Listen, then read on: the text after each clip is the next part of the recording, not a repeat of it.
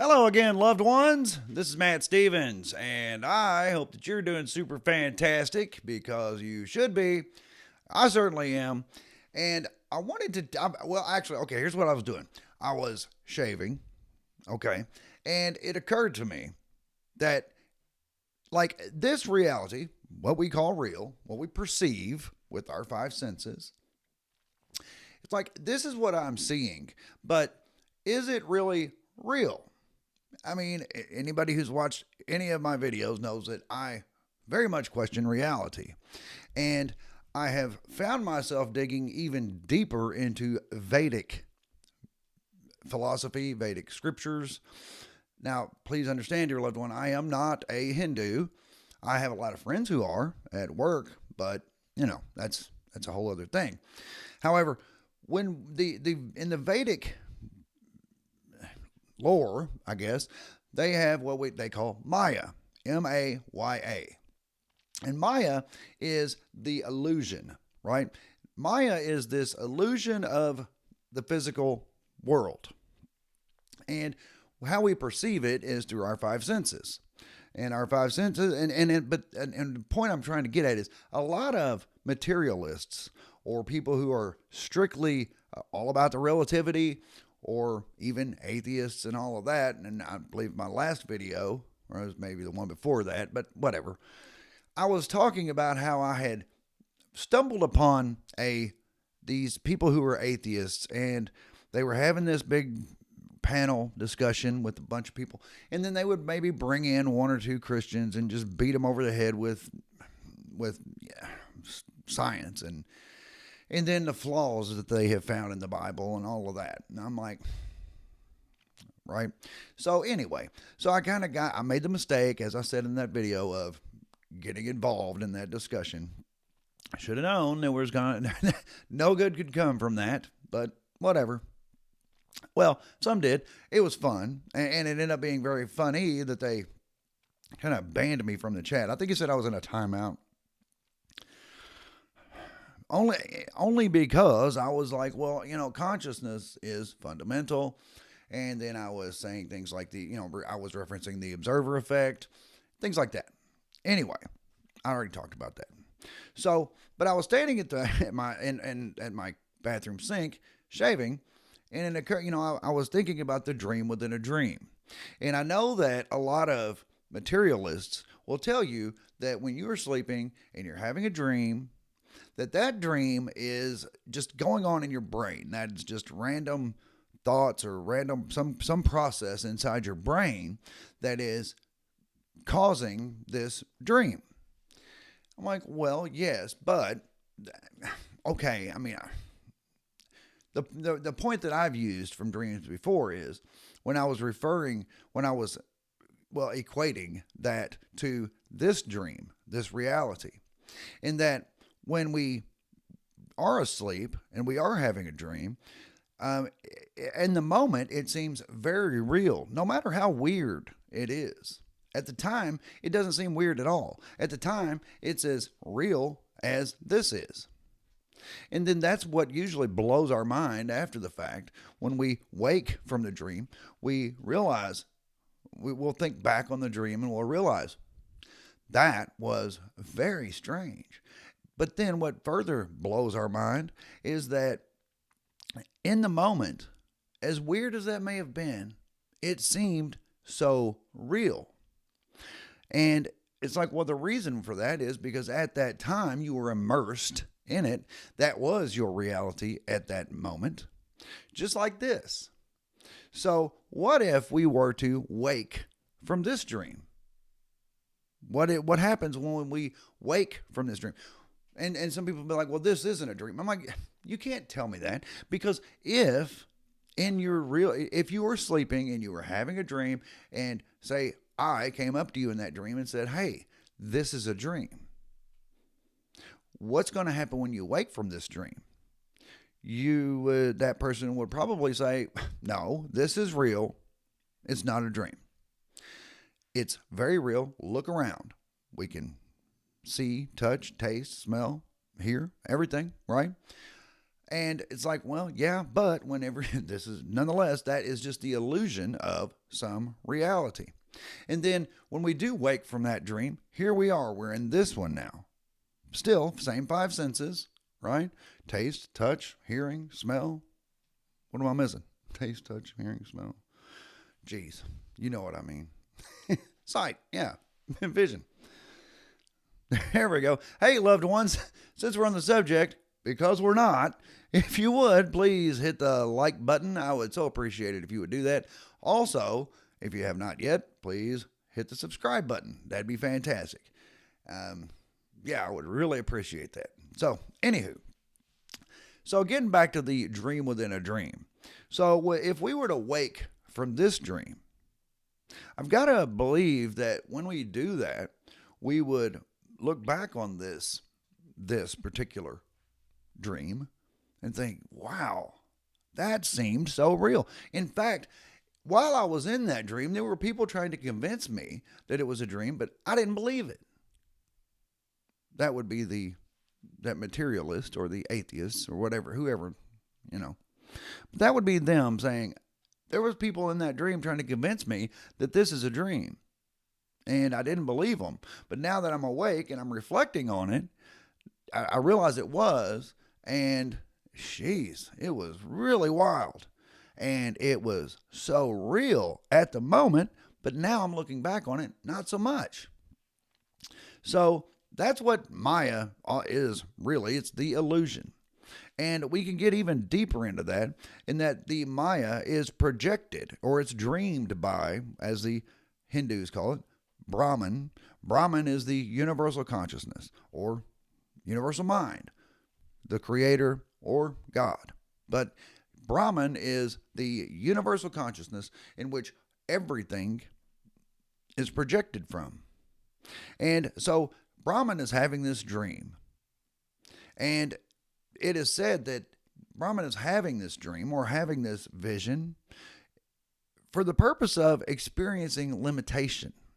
Because outside of this, it is just mind. It is immortality.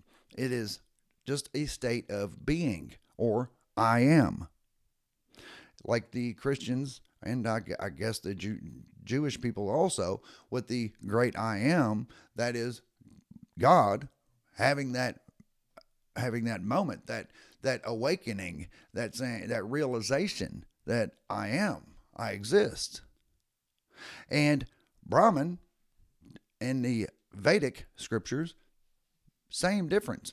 But it's like Brahman is the mind, the universal consciousness, and it's waking to itself and realizes, I am limitless. Let me have these experiences. I'm going to imagine myself as Matt Stevens. I'm going to imagine myself as that person and this person and you. I'm going to go out and cast a very wide net and have all these experiences. And then we, individual units of consciousness, we have an awakening. We realize, same thing, I am. And then we go on that quest of discovery. We want to discover, what is our purpose here? What is the purpose of this? It's like in the Vedic scriptures, I guess it's like a prayer. It's like they ask for Brahman to, from the unreal, lead me to the real. From darkness, lead me to light. And that is the dream of discovering our true self outside of this. And as I've said, we are aspects of the dreamer. And we are exploring and having on a mission of discovery. But ultimately, we will find our way back. Now, some have already found their way back. Some have come back. As I've said, every possibility is on the table. That's one thing we learn in Hermeticism, is that anything that is possible, anything that could happen, will happen. Any experience that could possibly be experienced will be experienced. This is a very big thing. But then again, at the same time, it's on the outside of it looking in, it's only now. It's only happening. But in our current situation, in this 3D realm, we are very much limited by 3D. But we are very much limited by physicality, by the laws of physics, laws of the universe, or just natural law. We're very much limited by natural law. For example, the speed of light. That's natural law. We understand that. Now, that is something that only exists in this construct. That is something that really, it may or may not be what they call the speed limit. Then the people who believe that this is a computer construct, this is a computer simulation, would tell you that, well, what the speed of light is the speed limit of that particular operating system. So, but could this, and I've said this many times, could this sim be technological? It could be. It is a possibility, so therefore that does exist somewhere. Somewhere in all of the creation, and maybe we could call it in the multiverse, there are situations where it is a computer simulation. And I do, a lot of times, believe that this very well possibly could be one. But then a lot of other people will say, well, you got to look at the computational power. I'm like, okay, computational power. Like, think about how much computational power it would take to simulate the billions or trillions or whatever it is cells in the human body. And that's just one. It's like, well, I get that. It makes sense. I do. However, I also understand rendering. Rendering in the virtual reality, in the game, even in the gaming world, is what you see or are experiencing in the moment. It's like if you are looking to the left, well, you see what's there. You don't see what's over there until you look that way, and then that is rendered and this is not. That's easy enough. And it's like, so you wouldn't have to simulate every cell in the human body. In fact, you don't have to simulate that much. And here's why. And I've talked about this in other videos, but using it as to make a different point. We know that our physical self can only perceive, well, physical and mental, can only perceive about 50 bits of information at any one time. We also know that we are bombarded with millions. It's even been speculated. I've heard 7 to 8 million bits at any one time. I've heard it's even speculated as high as 12 bits of information. 12 million bits of information at any one time. It doesn't matter. We can only perceive of about 50. So there's that. Point is you don't really have to render that much, because you can't perceive more than 50 bits at a time. Now, is it very fluid? Sure, because my attention may be right now on my right foot, but then I have changed that to now it's on this pen. So I have changed my perception from that to this, but it's still staying within my 50 bits. Or maybe I have added this to the mix, but somewhere I have dropped off one of the things that I am perceiving. But that's getting off the subject. But I always talk about the possibility of it being a computer simulation, and that how I tend to kind of lean that way. The reason why is because there are so many glitches in the matrix. There's so much programming and reprogramming going on all the time, such as Mandela effects, placebo effect, things like that. Those are the things that I mention a lot. But then there is also the observer effect, and observer effect goes along with the rendering. Only when something has attention directed towards it is when it becomes manifested.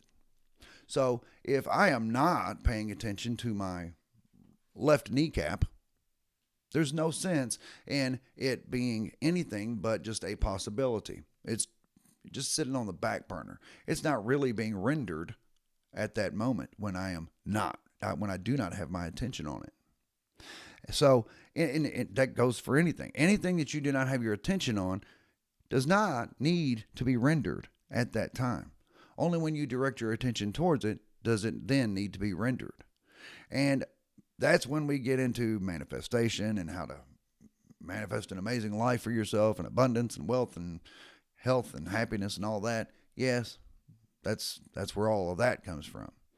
And I've said before, a bit of a conspiracy theory, yes, but how it's known that we only perceive so much. So it shouldn't be a shock that we are bombarded with so much.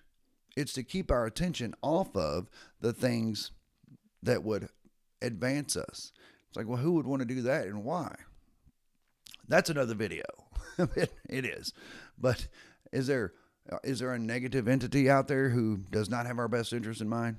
I got to believe that there is. Some people call it the devil. Some people call it an evil AI. Rene Descartes referred to it as a evil demon that is manipulating our reality and what we perceive. And then somebody would say, well, why would you want to do that?